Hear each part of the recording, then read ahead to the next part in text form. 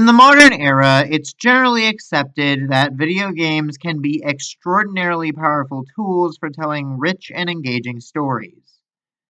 While it's unfortunately true that the normie crowd still doesn't quite take them seriously unless they go out of their way to emulate Hollywood blockbusters, games can in fact be every bit as compelling as books or movies. That's not to say that any one medium is inherently better than the others, as they all have their own strengths and weaknesses. But it is true that video games can tell their stories in ways that the others simply can't. That being said, there was a point in time in which video games were regarded as nothing more than that: games. While there's some debate to be had about what the first true video game was, there's no denying that people initially viewed them as little more than a new form of toy. You'd move little pixelated icons or characters around on a screen, and that was effectively that. Some games might have had a semblance of a story, but it wasn't usually much more than beat the aliens or save the princess. A little extra context for what was happening on screen, but still nothing too serious. Only with the advancement of time have video game developers started to take storytelling more seriously as a component of their products, building entire fictional worlds or universes for players to mess around in. However, while some games and even franchises are designed with the intent to tell grander narratives over time, others have slowly adopted the approach as they continued into the modern day. I think one of the better examples of this would be the original Legend of Zelda released back in 1986. I mean, we gamers today know Hyrule as this whole fictional world with a myriad of fantastical races, created by three golden goddesses. We know about this whole cyclical conflict that's played out over the course of ages between the forces of good and evil, and about the ever reincarnating hero at the center of it all. But back in the original Legend of Zelda, we didn't have any of that. Hyrule was simply another generic high fantasy setting. Ganon was just some evil pig wizard before he was given a proper backstory in 1998 with Ocarina of Time. Zelda was little more than yet another princess in need of saving. Even the Master Sword, one of the most iconic weapons in all of gaming, didn't exist yet. Link was out here fighting monsters with just a standard sword he got from some old man in a cave, and a shield with a cross. Yeah, apparently Link was originally Christian, and you were smiting Ganon not with Nehru, Din, Farore, or even Hylia, but literally God. I mean, Link even used Bibles as an item in Zelda 2, although the translation changes them to spell books. Try explaining that one in the current canon. A Link to the Past would eventually start to expand more on the idea of Hyrule being its own universe, with every subsequent entry steadily adding more to what was becoming the Zelda canon until we had enough titles to make an entire timeline. Just not a cohesive one, which is why they felt the need to split it into three.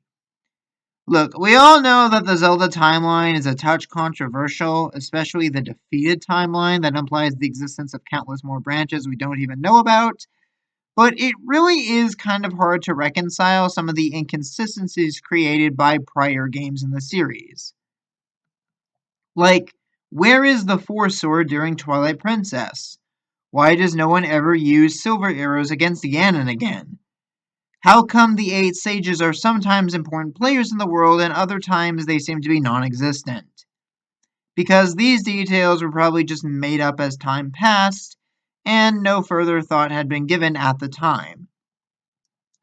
I imagine this is probably one of the biggest contributing factors to Breath of the Wild establishing a new era for Zelda. It's not exactly rebooting the franchise or saying that the old games didn't happen, but the Hyrule established in Breath of the Wild is simply so far in the future that we just don't have to worry about some of the weirder plot points that were established, or even which timeline it's set in. Whatever happened to the Minish? Where did the spirit tracks go? What about the floating city? Don't worry about it. From now on, you only need to concern yourself with the races and plot points addressed in this version of Hyrule. Another interesting case to look at is Sonic the Hedgehog. When he first debuted, Sonic was just trying to free animals that were captured and turned into robots by a mad scientist. Then at some point he started picking fights with ancient gods who embodied concepts well beyond human understanding. Oh, and speaking of humans, Sega has seemed absolutely hell-bent in recent years on ignoring their existence in the Sonic mythos now, Eggman notwithstanding. They haven't been retconned out of existence exactly, but Sega is just doing everything in its power to never show Sonic on screen with another human ever again. At least in the games. There are only anthropomorphic animals. And robots, I guess. Another prime example to look at would have to be the Kirby franchise. Kirby's very first outing has him going on a simple quest to take back some stolen food from a gluttonous king. Over time, though, the stakes of Kirby's story would escalate to fighting beings born of pure nightmares, to facing mad supercomputers capable of distorting reality, and taking down all manner of eldritch horrors. The real bombshell, though, comes from the revelation that Kirby himself is far more than a simple cute puffball. It turns out that Kirby is actually a chunk of primordial ooze imbued with the essence of love, friendship, and happiness.